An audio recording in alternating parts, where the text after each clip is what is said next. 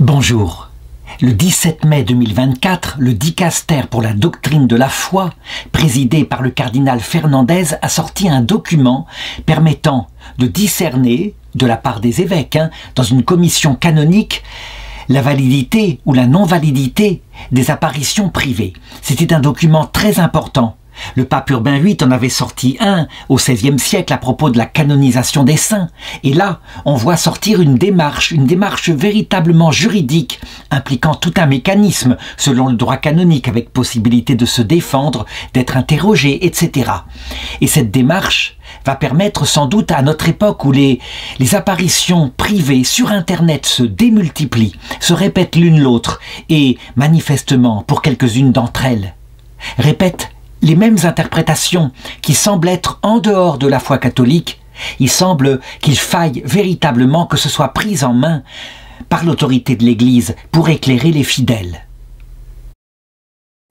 Évidemment, il y a deux façons de discerner si une apparition vient vraiment de Dieu et si donc elle peut recevoir un nihil obstat ou si au contraire elle doit être condamnée. La première, c'est quand des choses sont annoncées par rapport à un événement futur, si ça ne se réalise pas, mais si ça ne se réalise jamais, je dirais plus d'une fois, alors on peut le dire, comme le dit le livre du Deutéronome, c'est que ce prophète a parlé de lui-même, il n'a pas parlé au nom de Dieu. Certains pourront objecter qu'il peut arriver parfois que des prophéties comme celle de Jonas ne se sont pas réalisées, et pourtant elles venaient de Dieu. C'est ce qu'on appelle les prophéties de menace. C'est vrai. Mais lorsque manifestement il n'y a eu ni conversion, ni prière, ni rien de cela, et que la prophétie, étant très précise, ne se réalise pas, alors on peut dire que c'est un a priori négatif. Par exemple, il courait sur Internet, partout, sur toutes les prophéties, l'idée que le pape François allait mourir brutalement, que le pape Benoît XVI, encore vivant, allait réunir un conclave et que son successeur serait élu de cette façon-là. Malheureusement, le pape Benoît XVI est mort d'abord et le pape François est toujours bien vivant alors que je fais cette vidéo. Peut-être que lorsqu'elle sera publiée, il ne sera plus là, mais on a pu constater que les démarches de l'Église ont été naturelles, un conclave s'est réuni, etc. Bref, tous les prophètes d'Internet qui ont répété ce genre de prophétie, manifestement, nous avons là un a priori négatif. Mais le second critère, le plus solide évidemment, c'est quand une chose est annoncée qui s'oppose frontalement à la foi catholique. Et là, je voudrais parler en particulier d'une série de prophéties partout répétées en ce moment et qui disent à peu près ceci. Voici que bientôt va venir un signe fantastique, un signe qui sera donné dans le ciel.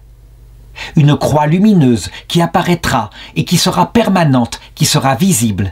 Mais si on ne parlait que de ça, que de l'apparition d'une croix lumineuse simplement matérielle, on pourrait dire, les gens pourront la critiquer. Non, la chose est accompagnée par une illumination du Saint-Esprit. Ça veut dire que l'Esprit Saint tombera sur les âmes et, je dirais, brûlant le cœur des fidèles ou des infidèles. On sera obligé de croire, ou si on ne croit pas, c'est qu'on sera pratiquement en état de blasphème contre l'Esprit Saint. Il sortira de là, évidemment, une nouvelle société que certains qualifient même de l'ère du Saint-Esprit. Ça veut dire un monde renouvelé de l'intérieur. Peut-être que se passera-t-il avant quelques catastrophes comme une guerre, mais je dirais globalement, à la fin, cela se termine par l'ère du Saint-Esprit, où l'Esprit Saint parlera directement dans les cœurs, où chacun sera, comme l'annonçaient les prophéties, chacun sera un peu prophète. Cette prophétie reprend certains éléments qui avaient été déjà donnés par Joachim de Flore au Moyen-Âge, qui parlait de 3 ères, qui duraient chacune à peu près 2000 ans, l'ère du Père, l'Ancien Testament, l'ère du Fils, qui se termine bientôt à partir de 33, la mort de Jésus et l'envoi du Saint-Esprit, et enfin l'entrée dans une nouvelle ère, l'ère du Saint-Esprit, où directement le Saint-Esprit parlerait au cœur des fidèles. Alors, maintenant, qu'en est-il? Qu'en dit la foi catholique? Qu'en dit-elle frontalement? Je répondrai d'abord que ce genre de prophétie est annoncé par Jésus-Christ lui-même dans le chapitre 24 de l'Évangile selon saint Matthieu. c'est très clair, tout est là, sans exception, y compris le retour du Fils de l'homme comme l'éclair de l'Orient à l'Occident. Et je dirais, ce jour-là, 2 hommes seront dans un champ, l'un sera pris, l'autre laissé. Continue le texte, et Jésus dit aussi, cette génération ne passera pas que tout ne soit accompli. Évidemment, il faut le reconnaître, hein. Extérieurement, on n'a rien vu s'accomplir à l'époque de Jésus. Et donc, certains ont réinterprété cette phrase de Jésus en disant « Cette génération », cela veut dire la totalité de la génération chrétienne, donc les 2000 ans de l'ère du Christ. Et puis viendra ensuite une autre génération, l'ère du Saint-Esprit. Alors maintenant, est-il possible de conclure à partir des repères infaillibles donnés par le magistère de l'Église? Est-ce qu'il y a quelque chose ici qui pourrait se réaliser? En regardant le magistère dans le Denzinger, le livre de tous les dogmes de l'Église catholique, on voit que tout au long de l'histoire, sans arrêt, perpétuellement, il y a eu ce genre d'annonce. Qu'on se rappelle par exemple au IVe siècle, Montan, le montanisme, à savoir un homme, un théologien, qui avec 2 femmes qui le suivaient, 2 mystiques, se mit à annoncer très exactement les mêmes choses sur la terre. Et l'Église prononça évidemment une condamnation en disant « Il y a des prophéties qui sont avancées par Montan, qui ne sont pas du tout dans l'Écriture, des détails qui sont donnés, des détails qui sont étrangers à la révélation. » Et d'autre part, on le voit bien, les prophéties qu'il annonce, très souvent, ne se réalisent pas. Et donc, la théologie de Montan fut condamnée.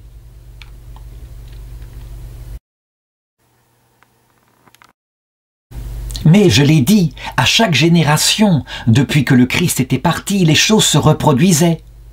Et systématiquement, surtout à la première génération, celle de Jésus, il y avait des gens qui ne se mariaient plus, au point que saint Paul dut intervenir en disant « Attention, attention, ne voulez pas subvenir par toutes sortes de paroles dites comme venant de nous, ou même comme des révélations venant de l'Esprit Saint, et qui vous diraient que le retour du Christ est pour maintenant. » C'est en 2 Thessaloniciens chapitre 2, et il indique quelques signes qui doivent se réaliser avant.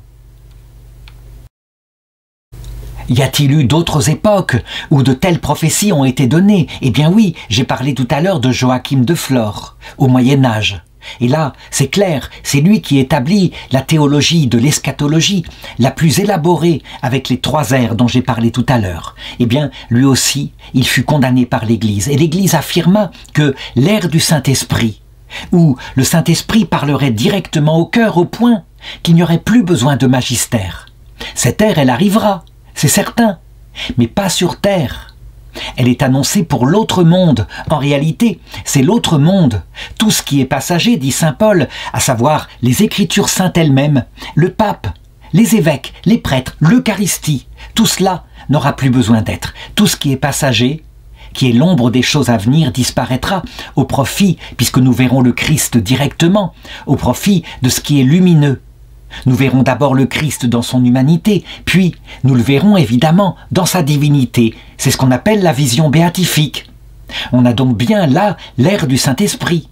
Mais l'Église, déjà à cette époque-là, au Moyen-Âge, mettait en doute, de manière, je dirais, avec suspicion, toutes ces annonces d'une sorte de paradis sur terre. Attention, elle ne le fit pas très nettement au début, elle hésita. Et des grands saints comme saint Louis, mais pas que lui, il y a aussi au début de l'Église saint Irénée, affirmèrent qu'il y aurait sur la terre la réalisation d'un temps de paradis, véritablement avec le démon attaché, comme le dit le livre de l'Apocalypse, avec les pulsions qui sont en nous, disparues par la présence intense du Saint-Esprit. Saint Louis était convaincu de cela, il essaya de réaliser le retour du Christ sur terre, en forçant, ou plutôt en demandant aux Juifs d'assister chaque année à une prédication. Il était persuadé que de cette façon-là, en mettant des saints apôtres dans leur synagogue, ils se convertiraient. Il ne réussit pas, et je dirais même qu'il apprit dans la douleur, qu'il s'était trompé, puisqu'il mourut misérablement devant les murs de Tunis, mais l'Église l'a canonisé pour bien indiquer qu'elle ne lui reprochait pas d'être hérétique à cette époque-là. Il n'y avait pas eu de dogme se prononçant à propos de l'espoir millénariste.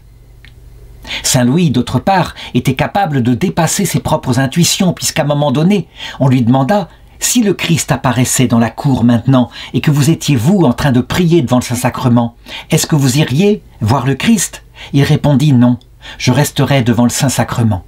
Ça veut dire que profondément, sa piété dépassait sa tentation de tomber dans un espoir terrestre, un espoir de la victoire grandiose de l'Église sur la terre, ce qu'on appelle un millénarisme mitigé.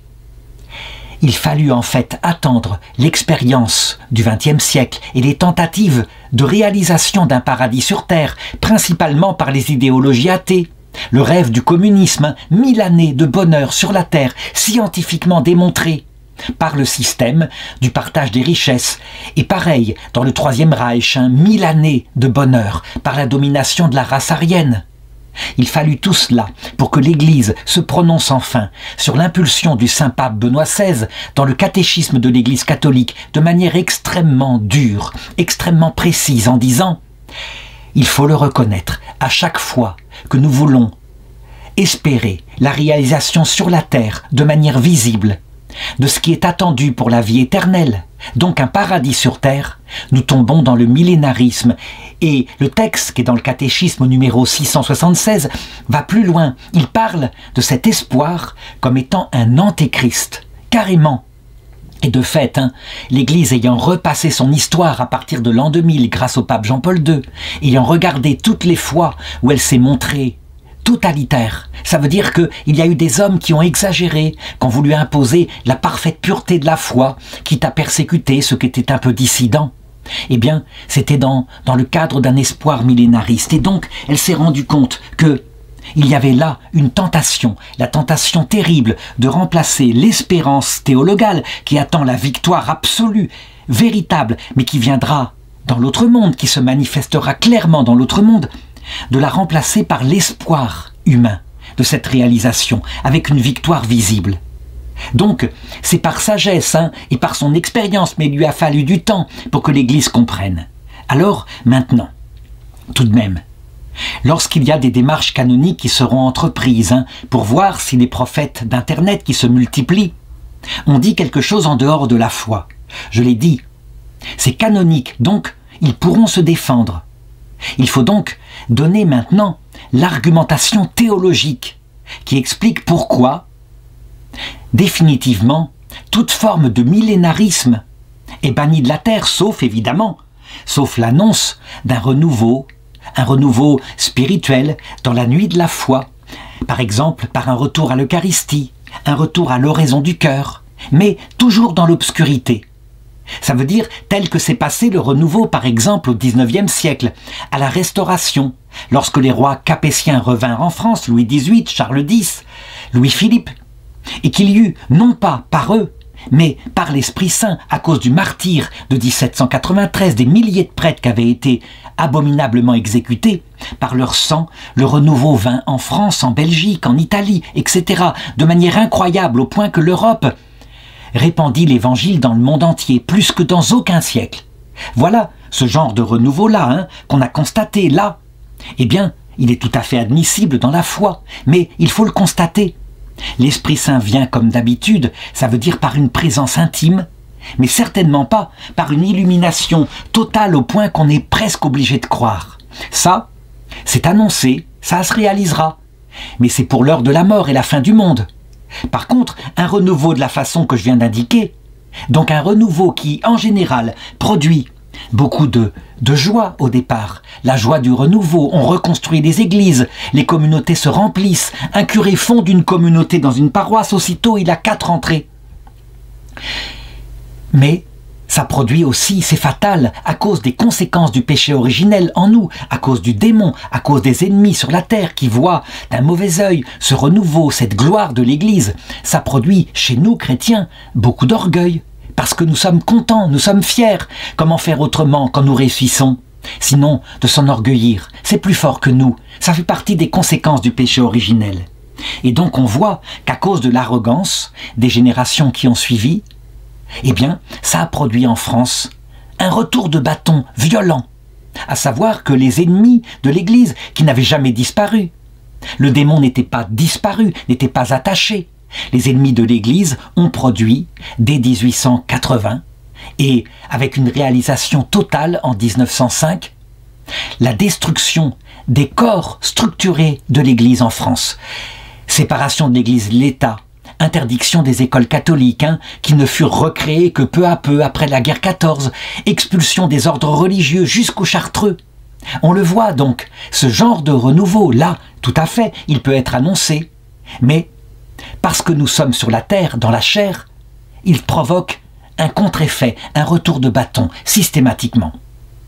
Maintenant, pourquoi n'y aura-t-il jamais sur la terre, donc, ce que j'ai annoncé au début, avec le grand avertissement, l'illumination des âmes, là, ici-bas, pour créer un monde transfiguré par l'Esprit Saint?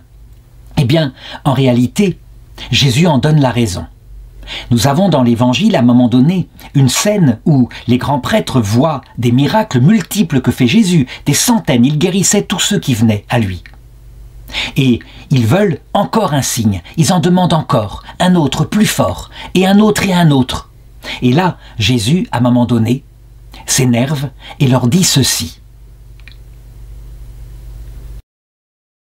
C'est en Luc chapitre 11, verset 29. C'est un repère de la foi. En ce qui concerne la pastorale de Jésus sur terre, il faut bien le regarder. C'est tout à fait précis. Il dit « Comme les foules se pressaient en masse pour demander un signe, Jésus se mit à dire « Cette génération est une génération mauvaise. Elle demande un signe, et de signe, il ne lui sera donné que le signe de Jonas. Car, tout comme Jonas devint un signe pour les Ninivites, de même le Fils de l'homme en sera un pour cette génération. La reine du Midi se lèvera lors du jugement avec les hommes de cette génération et elle les condamnera, car elle vint des extrémités de la terre pour écouter la sagesse de Salomon, et il y a ici bien plus que Salomon. Les hommes de Ninive se dresseront lors du jugement avec cette génération et ils la condamneront, car ils se repentirent à la proclamation de Jonas, et il y a ici bien plus que Jonas. Donc, ce que dit le Seigneur très nettement, et quel que soit le mot, le sens qu'on donne à cette génération, moi je dis qu'il parle à sa génération, qui est là devant lui.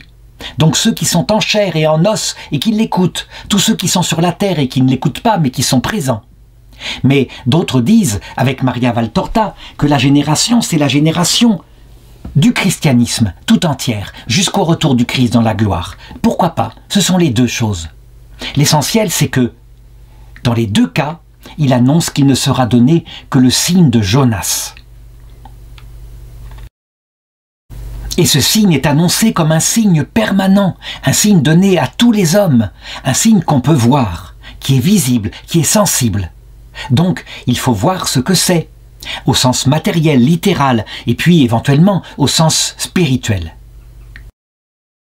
En effet, en général, le Seigneur donne les choses selon toutes les significations possibles. Il les réalise sensiblement, mais aussi spirituellement. Donc, la croix qui apparaît dans le ciel, par exemple, qui est le signe de Jonas, c'est le signe de la mort et de la résurrection du Christ. C'est cela. Jonas qui est dévoré par le poisson, donc le poisson symbolisant la mort, et qui est rejeté sur la rive symbolisant la résurrection. C'est donc manifestement la mort et la résurrection du Christ. Et c'est vrai, c'est le signe le plus fort donné à notre intelligence, puisque si nous croyons qu'il est Dieu, tout est transformé. Nous comprenons d'un coup, en le contemplant, que Dieu n'est pas méchant, que Dieu est un Dieu bon, miséricordieux. C'est clair. Et ce signe est présent à travers toutes les générations, en tout cas pour nous chrétiens. Comment s'est-il réalisé pour la génération qui avait connu Jésus? Eh bien, c'est raconté dans les évangiles. Ils entrèrent dans le tombeau, d'abord Pierre, puis Jean, et ils virent le linceul qui était là, comme affaissé, avec les bandes qui avaient servi à entourer Jésus. Et Jean raconte qu'il vit et il crut. Probablement parce qu'il vit que le suaire était comme vidé et qu'il y avait encore la forme du corps qui avait reposé à l'intérieur et que c'était inexplicable. Donc c'est bien aussi un signe matériel. Cependant, on le constate, très vite, les Juifs ayant entendu parler de cela, de par les soldats qui gardaient le tombeau, se mirent à dire qu'en réalité, Les apôtres avaient créé cette espèce de lumière et qu'ils avaient caché le corps du Christ pour faire croire qu'il était ressuscité. Et cette histoire s'est répandue jusqu'à maintenant dans le peuple juif. Ce qui veut dire que le signe de Jonas, donné ici, est critiquable.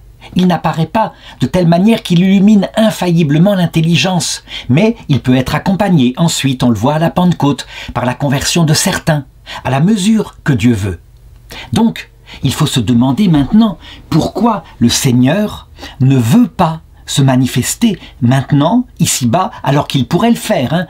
Jean-Baptiste l'avait dit, vous ne comprenez pas que Dieu peut, comme cela, transformer ces pierres que voici en des enfants à Abraham. Ce qui veut dire que tout ce qui est annoncé, que j'ai raconté au début, Dieu pourrait tout à fait le faire. Il est tout puissant, il fait ce qu'il veut. Il pourrait apparaître, par exemple, ou faire apparaître sa mère aussi fortement, puissamment que Bernadette l'a vu à Lourdes, pour chacun d'entre nous maintenant, dans notre maison, individuellement.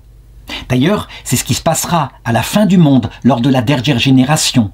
Tout le monde verra en même temps le Christ revenir comme s'il revenait pour lui tout seul. Pourquoi ne le fait-il pas le temps de la vie terrestre? Pourquoi est-ce annoncé et que l'Église a insisté en critiquant même l'interprétation des protestants qui parlaient qu'après le retour du Christ, il régnerait sur terre, il y aurait donc 1000 ans de paix, matériellement comme le dit l'Apocalypse, et l'Église a tenu à dire non. Quand le Christ revient, c'est pour inaugurer l'autre monde. Il revient bien sur terre, mais pas pour y rester. Comme le dit saint Paul, il nous emporte directement dans l'autre monde. Saint Paul, il a un texte très précis en disant « Je dois vous dire un grand secret, nous ne mourrons pas tous, mais nous qui serons là, lorsque le Christ reviendra, alors nous serons emportés et nous rejoindrons ceux qui sont dans l'autre monde, qui seront ressuscités. » Donc, ce n'est jamais pour la terre. Donc pourquoi maintenant? Parce que c'est là l'argument. Il n'y aura de jugement canonique que si on peut donner l'explication pour laquelle les prophéties, telles que je les ai annoncées au début, le grand avertissement, etc., ne peuvent se réaliser sur terre. Eh bien, c'est une question tout simplement de pastorale de Dieu. La génération mauvaise, c'est nous. C'est clair. Pourquoi Dieu nous traite-t-il avant son retour, qui se passe soit à l'heure de la mort, soit à la fin du monde, en nous laissant dans l'obscurité de la foi, avec quelques exceptions? Chacun d'entre nous peut-être peut raconter que peut-être dans sa vie, il a eu un signe ou deux qui est arrivé, mais très discret. Je me rappelle, ma grand-mère, par exemple, me racontait tout le temps que, à un moment donné, son mari, qui était mort pendant la guerre 14, lui est apparu sous forme d'une ombre et lui a dit « Je te demande de te remarier. Je te protégerai toujours et je viendrai te chercher. » Elle en était convaincue, elle me le racontait souvent, et même à la fin de sa vie, lorsqu'elle était devenue un peu malade, quand je rentrais dans sa chambre, elle me prenait pour son mari Henri qui venait la chercher. Donc ça l'avait marqué profondément. Il peut y avoir donc des petits signes comme cela.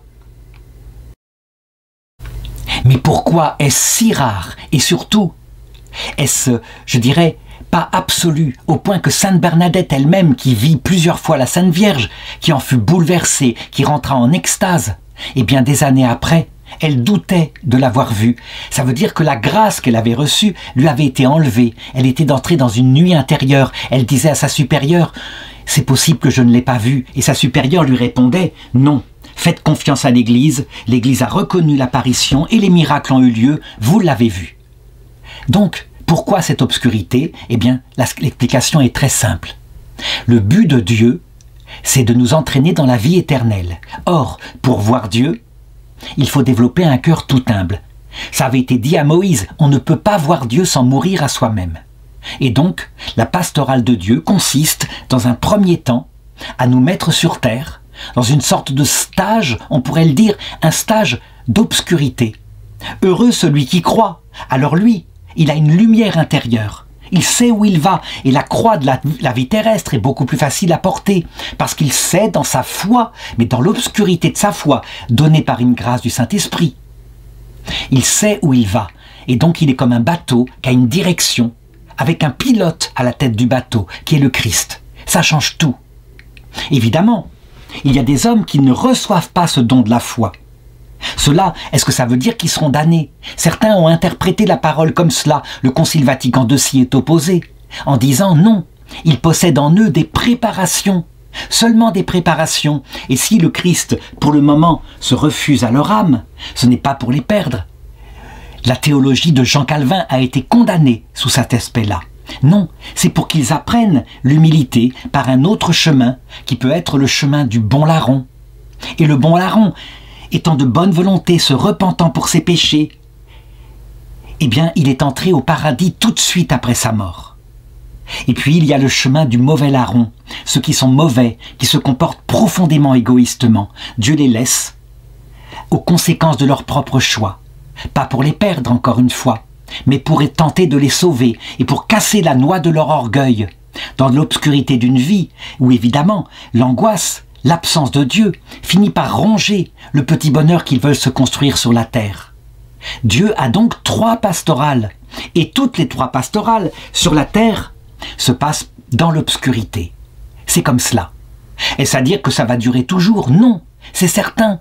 Il y a d'autres étapes, et cette échelle de Jacob, qui est décrit dans le rêve de Jacob, qui a les pieds sur la terre, avec ce premier échelon, qui est notre vie actuelle, un peu comme le premier degré d'un purgatoire, suivi d'un 2e échelon, et d'un 3e, et d'un 4e, jusqu'au 7e ciel. L'entrée dans la vision béatifique, avec évidemment des gens qui, à un moment donné, peuvent, en toute lucidité, mépriser le salut du Christ, le rejeter, choisir autre chose, quelque chose d'alternatif qui s'appelle l'amour de soi poussé jusqu'au mépris de Dieu et du prochain, ce que saint Augustin appelle l'enfer, avec raison. Donc il y a possibilité de refuser ce salut, c'est ce qu'on appelle la damnation éternelle. Mais pour les autres, évidemment, le Christ n'est pas mort pour rien. Donc, qu'est-ce qu'on peut conclure? Il y a des raisons profondes dans sa sagesse qui fait que tout ce qu'il a annoncé qui va se réaliser, oui, je l'ai dit plusieurs fois, grand avertissement, illumination des consciences, c'est annoncé, ça se réalisera. Mais ce n'est pas pour la terre, ce n'est pas la sagesse tant que nous sommes en cette chair, c'est clair. Alors tout de même, maintenant, je voudrais aller plus loin. Le signe de Jonas, est-il seulement quelque chose comme ça qui s'est passé il y a 2000 ans, la mort et la résurrection du Christ? Ou nous est-il donné concrètement, à nous chrétiens? Sachant qu'il n'y a rien de plus qui nous est donné. Eh bien, je répondrai oui, il nous est donné. Et nous le voyons. Il suffit de le regarder. Il est donné à notre intelligence. Mais il est typique de la terre. Ça veut dire qu'on peut le contester. On ne devrait pas pouvoir le contester si on était parfaitement honnête, mais parmi le fatras de choses plus ou moins merveilleuses apportées par les informations, on peut le passer comme cela. Le premier que je voudrais raconter est peut-être moins fort, moins permanent, mais il se produit depuis pratiquement le début de l'Église. Il s'agit de cette lumière, cette sainte lumière qui chaque année, le jour de la Pâque orthodoxe principalement, illumine le tombeau du Christ, le Saint-Sépulcre à Jérusalem, et tout d'un coup, de manière mystérieuse, les cierges portés par le patriarche de Jérusalem s'allument spontanément à cette lumière.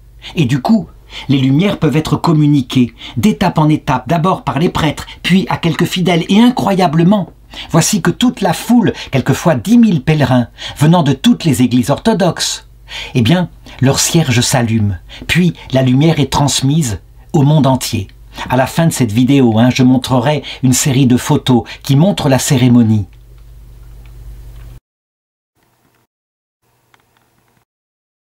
Cette histoire est absolument stupéfiante et elle est très ancienne.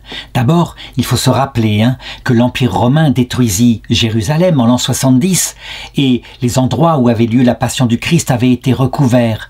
Les croix en particulier. À un moment donné, avec la persécution venant de l'Empire romain, on avait même arasé le lieu. Lorsque l'empereur Constantin se convertit au début de l'année 313, il envoya sa mère qui était Sainte Hélène, il envoya partout sur les lieux saints pour faire un pèlerinage avec une escorte armée et un grand budget pour construire partout des basiliques de type constantinienne. Et ce fut elle qui, avec des soldats, dégagea l'endroit où le Christ était mort et, avec l'aide du patriarche de Jérusalem, parce qu'il y avait de nombreuses poutres qui avaient été trouvées, eh bien, on apporta une personne qui était profondément malade, qui était mourante. On lui fit toucher les différents bouts de bois, et quand elle fut guérie, elle se redressa d'un coup. On sut qu'on avait trouvé la vraie croix. Sainte Hélène fit donc construire à cet endroit-là la première basilique du Saint-Sépulcre. Et dès cette année-là, dès ce moment-là, on parle du miracle de la Sainte Lumière. Par exemple, voilà ce que raconte Eusèbe de Césarée en 162 après Jésus-Christ. Lorsque les gardiens de l'église étaient sur le point de remplir les lampes pour les préparer à célébrer la résurrection du Christ, ils ont soudainement remarqué qu'il ne restait plus d'huile à verser dans les lampes, et sur ce, le saint évêque Narcisse de Jérusalem ordonna que les bougies fussent remplies d'eau, et alors il dit aux gardiens de les allumer, et devant les yeux de tous présents, chaque lampe brûlait comme si elle était remplie d'huile pure.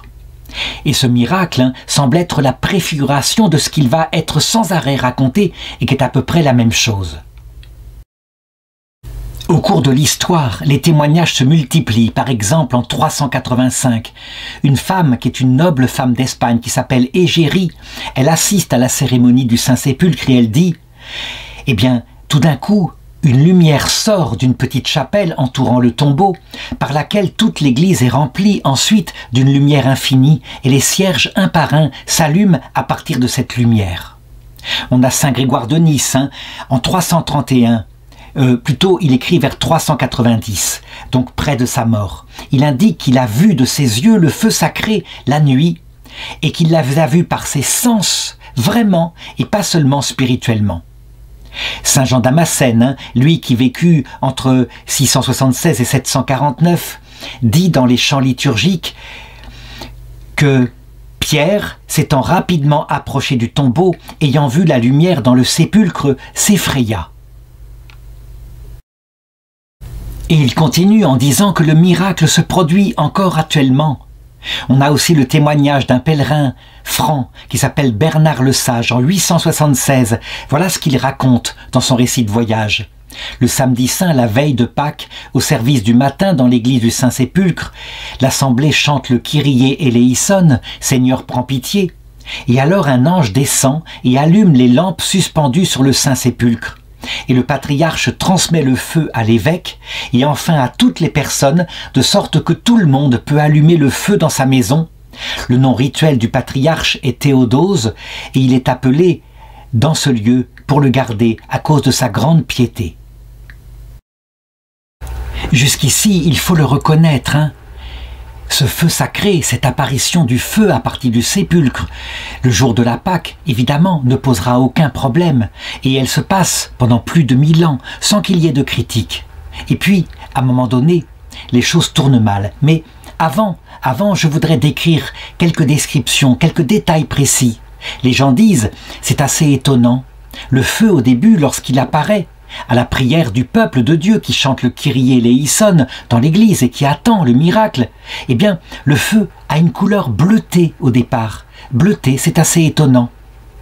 Est-ce que spirituellement, ça signifie que le Christ vient par la Vierge Marie, qu'il y a là le symbole de la Vierge Marie? C'est possible. On a la description récente par un archevêque orthodoxe qui s'appelle Misaïl, qui a assisté à l'événement, qui a raconté ceci. Étant entré à l'intérieur du saint tombeau, nous voyons sur tout le couvercle de la tombe, tout d'un coup, apparaître une lumière scintillante, comme si elles étaient répandues en de minuscules perles de verre d'apparence blanche, puis bleue, puis écarlate et d'autres couleurs qui ensuite semblent se réunir comme spontanément les unes aux autres, et se mettent à rougeoyer et se transforment en un feu. Et ce feu, durant le temps nécessaire à lire sans hâte 40 Kyrie eleison, ne produit pas de brûlure et ne consume pas. On peut même mettre sa main dedans, et on en ressort sans aucune brûlure. Alors, le patriarche s'empare d'un faisceau de cierges réunis, qui comprend 33 cierges pour signifier chacune des années de la vie de Jésus sur terre, allume le faisceau de cierges avec cette flamme, et puis on sort du tombeau, et on transmet la flamme aux fidèles, et elle se répand de manière incroyablement rapide dans toute l'assemblée qui est là.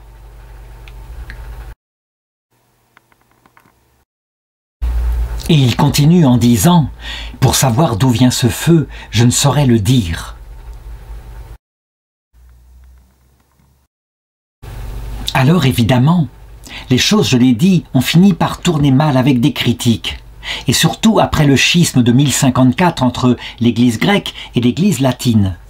Par exemple en 1101, lorsque les croisés francs prennent Jérusalem, parce que il y a eu un crime de sacrilège commis par un émir. Celui-ci, en effet, était convaincu que cette sainte flamme était une fraude, qu'elle était provoquée par les prêtres pour attirer les fidèles et en particulier pour convertir les musulmans à quelque chose qui ne fait pas partie de leur foi, à savoir que Jésus était mort et qu'il était ressuscité sur une croix. Et donc, dès 898, l'émir Al-Hakim Ibn Am-Allah fait détruire le Saint-Sépulcre parce qu'il est persuadé qu'il a trouvé qu'il y avait une fraude. Et voilà ce qui est raconté. Cet émir a ordonné de détruire l'église du Saint-Sépulcre qui est à Jérusalem et de mettre tous les gens à piller tous les biens, mais aussi les navires et ainsi de suite. Cela était dû à des rapports qu'il avait reçus sur les pitreries des chrétiens le jour de Pâques avec le feu, qu'ils obtiennent par la ruse, et les gens ignorants croient que ce feu descend du ciel. Il est fait par imprégnation d'huile d'arbre du baumier et de fils de soie mince enduits de soufre et d'autres médicaments, le tout disposé avec un tel art que ce subterfuge fonctionne aux yeux des personnalités et des gens ordinaires. Ils le font encore dans le Saint-Sépulcre, le jour du feu qu'ils ont appelé le samedi de lumière. On le voit donc, ce miracle permanent a eu des conséquences véritablement historiques. Il a provoqué de la part de l'Occident la première croisade. Et lorsqu'en 1101, après la prise de Jérusalem par les croisés, le clergé latin s'empare du Saint-Sépulcre qui a été rebâti et supplante le clergé orthodoxe par une certaine violence, alors voici que le patriarche latin qui s'appelait Daimbert tente de recevoir le Saint-Feu, donc procède exactement de la même façon. Mais rien ne se produit, le feu ne descend pas. Et du coup, il y aura des documents de par le pape de Rome qui déclare que manifestement c'était une fraude, contre l'avis d'autres papes qui eux disaient non, le Saint-Feu descendait, et donc à un moment donné, on reconfiera le Saint-Sépulcre au clergé grec. C'est ce que fera le roi Baudouin Ier de Jérusalem. Depuis cette époque-là, le pape interdit aux franciscains d'assister au miracle, et c'est ainsi que le miracle ne se produisit plus que pour les églises orthodoxes, celles qu'on appelle autocéphales, donc avec leur autonomie propre. Actuellement, il y a 10 églises orthodoxes autocéphales, et donc le feu, le Saint-Feu, à Jérusalem, lorsqu'il se produit, donc le samedi saint, alors il est distribué par un avion qui part dans toutes les directions pour être donné à chacune des églises autocéphales, la Russie, la Serbie, etc. Ce qui est très amusant, c'est qu'à cause des critiques qui se produisirent à cette époque-là, eh bien, les patriarches orthodoxes, lorsqu'ils vont se rendre à cette cérémonie, demandent aux autorités d'Israël, depuis 1948, de les fouiller complètement, de fouiller le Saint-Sépulcre. Ils ne doivent rien avoir sur eux qui pourrait, eh bien, causer une fraude, donc pour allumer un feu. Et donc, c'est ce qu'on fait. Et pourtant, le miracle continue de se produire. Évidemment, il y a des critiques qui vont continuer, en particulier chez les musulmans, et toute une série d'explications pour dire que c'est une fraude, qu'il n'y a pas ici un signe particulier de la mort et de résurrection du Seigneur, puisqu'elles n'ont pas eu lieu. C'est amusant de voir toutes les théories qui ont été émises, et pourtant, ça continue de se produire, malgré la surveillance extrêmement tatillonne que firent les autorités musulmanes au temps de l'Empire ottoman. Par exemple, au XVIIe siècle, un voyageur ottoman qui s'appelle Elia Celebi affirme qu'un moine caché égoutte un pot dissimulé en zinc et contenant du pétrole. Au XVIIIe siècle, c'est Edward Gibbon qui a évoqué le phénomène dans la conclusion de son histoire de la décadence et de la chute de l'Empire romain.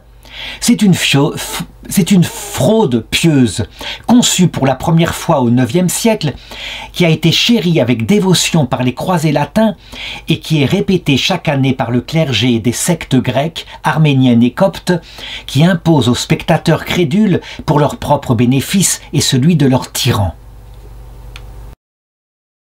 Et ça continue, au fur et à mesure que eh bien, l'incroyance se développe, pas seulement pour raisons religieuses comme les musulmans, mais pour raisons humanistes athées. On voit les critiques qui se répandent, par exemple, au XVIIIe siècle.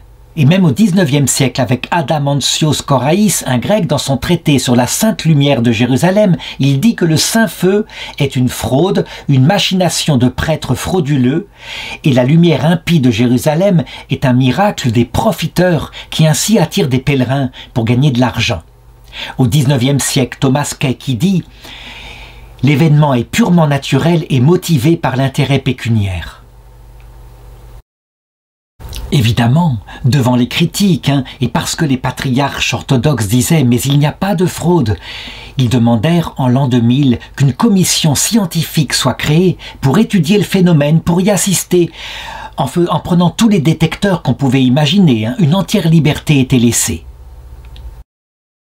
Évidemment, on imagine le protocole, le Saint-Sépulcre est fouillé avant la cérémonie, et c'est l'Institut Koutchakov qui le réalise, avec André Alexandrovitch Volkov, qui est chef du laboratoire des systèmes d'ions. Donc, on installe les machines pour observer le phénomène, il y a des détecteurs, etc. Et on constate au début de la cérémonie qu'il n'y a pas de trucage et que la température est de 40 degrés, donc température ambiante. Je dis bien que cette température-là, c'est quand le feu est déjà apparu. C'est un feu qui brûle à 40 degrés. Et puis, au bout d'un certain temps, au bout de 15 minutes, la température va jusqu'à 320 degrés. Voici ce que dit le rapport scientifique. L'analyse du rayonnement au moment de la descente du Saint-Feu a donné une puissance de rayonnement comparable à la puissance du rayonnement électromagnétique à l'intérieur d'une machine de soudure à l'arc.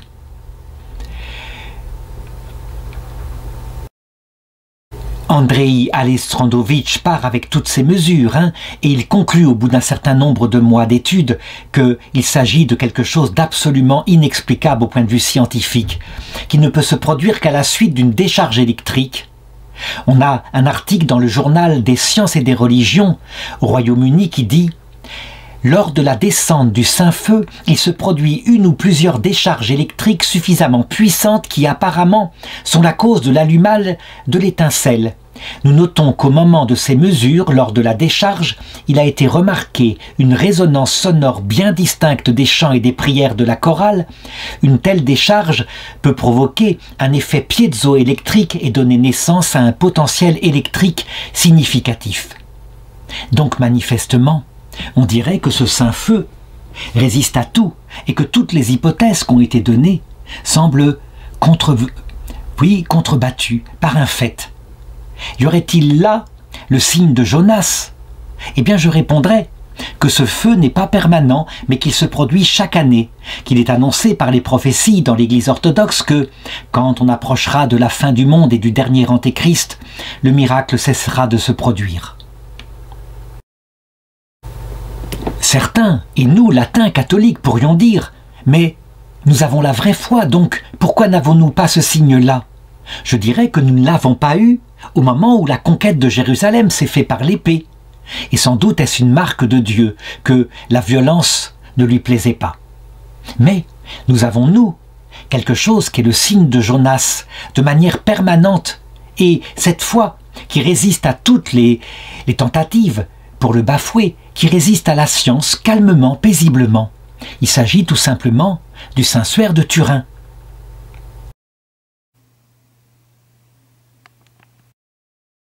Je rappelle que c'est une bande de tissu de 4 mètres de long, sur lequel il y avait des traces qui manifestement a dû être ramenées en Occident peut-être lors du pillage de Constantinople, et donc est d'abord arrivé dans une petite ville de France, Liray, puis finalement a été donné et est maintenant conservé précieusement dans la cathédrale de Turin. Ce suaire, évidemment, pour le moment, on ne pensait qu'il y avait simplement quelques taches avec une vague silhouette, mais très très pâle. Jusqu'en 1880, lorsqu'un photographe voulut prendre une photo en négatif, il s'appelait Secundo Pia. Et c'est là qu'apparut, dans le négatif, quelque chose de tout à fait stupéfiant. Le visage d'un homme, un homme de plus d'1,80 m, un visage avec une grande noblesse, un peu comme il est représenté derrière moi, apparaissait, et aussi tout son corps avec les marques de la passion, des marques incroyables. Évidemment, tout indiquait, y compris le tissage du tissu, et même des traces dans le tissu en forme de L qu'on voyait représenter dès le début du Moyen-Âge. Tout indiquait que ce suaire était très ancien, jusqu'à ce qu'arrive, autorisé par le pape Jean-Paul II, la datation au carbone 14 avec des morceaux de tissu qui étaient situés au bord du suaire.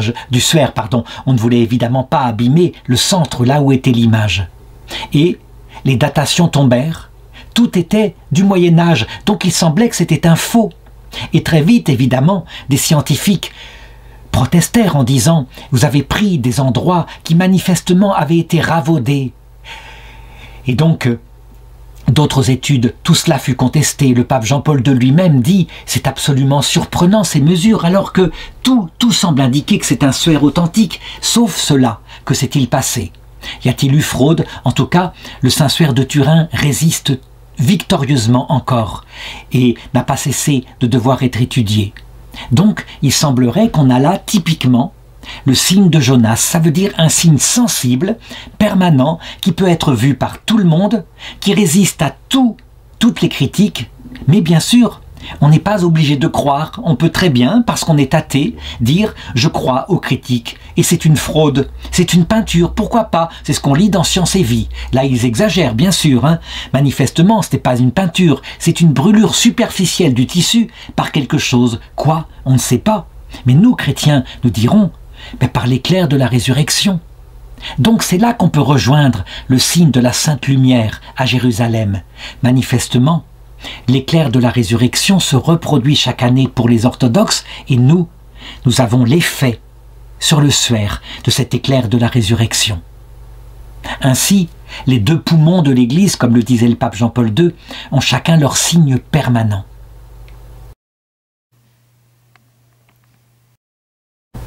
Alors maintenant, et pour conclure, donc, tous ceux qui annoncent un grand signe, quelque chose d'autre qui serait donné, jusque un éclairage de l'intelligence, donc, sont-ils en dehors de la foi? Eh bien, je répondrai que pour répondre, il faut regarder s'il y a eu, déjà dans l'histoire de l'Église, d'autres signes de ce genre, mais qui, véritablement, seraient durables.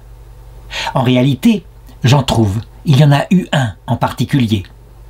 Notre-Dame de Guadalupe, en Amérique centrale, au Mexique, juste après la conquête par les Espagnols, un Indien a eu une apparition de la Vierge et qui a été manifestée par un signe qui est resté, non seulement des fleurs qui sont tombées de son poncho, qu'il a montré à l'évêque, et l'évêque était bouleversé, mais l'image de la Vierge est restée marquée sur son poncho, et nous avons cette image. Cette image a été analysée, elle n'est pas faite de main d'homme. On dirait une sorte de sérigraphie sur un poncho qui est fait en feuilles de cactus. Ces feuilles devraient se dégrader, le poncho tient. On ne sait pas comment expliquer qu'elle ait pu se former au XVIe siècle.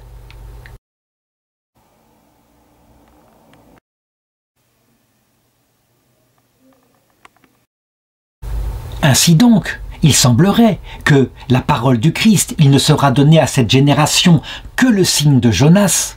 La Sainte Vierge les fait mentir ici. Et donc on est autre chose que le signe de Jonas, le signe grandiose, le signe de la Sainte Vierge. Mais il faut remarquer, ce signe est donné selon le même mode que le Saint-Suaire. Ça veut dire que on est là face à lui. Et il est certes permanent, il résiste à la science, mais il ne force pas à croire. Il n'est pas accompagné de l'illumination totale, telle que l'a vécue Sainte Bernadette. Alors on pourrait opposer autre chose, par exemple le miracle de Fatima. Le soleil qui s'est mis à danser le 13 octobre 1917 devant peut-être 30 000 ou 40 000 personnes qui étaient présentes et qui sortirent de là bouleversées, croyant que la fin du monde était arrivée. Le miracle fut visible à 5 km aux alentours et les vêtements des gens qui étaient trempés par une pluie diluvienne qui tombait avant étaient après secs et propres. Là, il s'est bien passé quelque chose. Eh bien, je répondrai que là encore, c'est un signe tel qu'il se passe habituellement sur la terre. Il faut le remarquer. Il n'est pas donné au monde entier. Non, il est donné à des personnes qui sont là et qui le voient, qui sont elles bouleversées. mais qui ensuite ont vécu leur vie. Et le Portugal, évidemment, là, d'un coup, a été contraint d'admettre les choses. On le voit, les journaux francs-maçons du gouvernement de l'époque disent il s'est passé quelque chose à Fatima. Avant que le Portugal ne retombe dans son travers en disant probablement une hallucination collective. Ce genre de signe est donc possible, on le voit bien.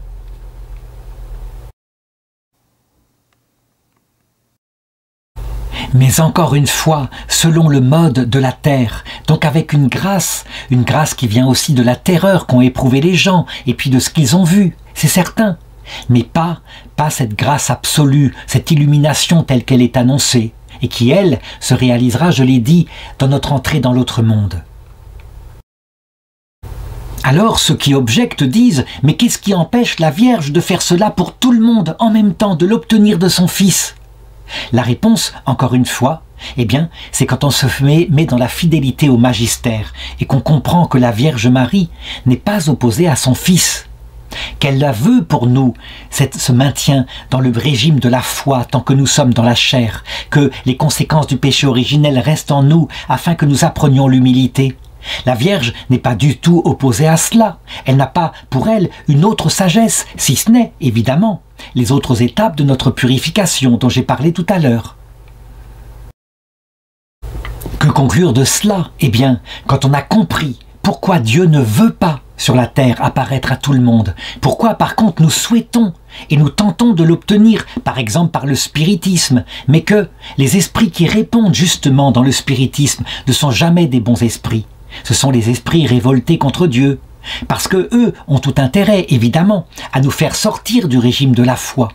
Donc une fois qu'on a compris cela, eh bien, on saisit que si l'annonce par ses prophètes d'un grand renouveau, tel que je l'ai indiqué au début, au point qu'on sera obligé de croire, si ils le prennent au sens matériel, comme ils le disent dans beaucoup de prophéties, alors ils sont tombés dans le millénarisme, c'est manifeste. Par contre, s'ils annoncent simplement un renouveau tout d'un coup par le retour de l'Esprit Saint mystérieux, un peu comme un souffle léger dans le cœur, et tout d'un coup les jeunes se mettent à être attirés de nouveau par l'Eucharistie, par la prière, se convertissent, entrent en masse dans la vie religieuse, comme ça s'est passé au XIXe siècle, dans ce cas-là, il n'y a rien d'opposé à la foi.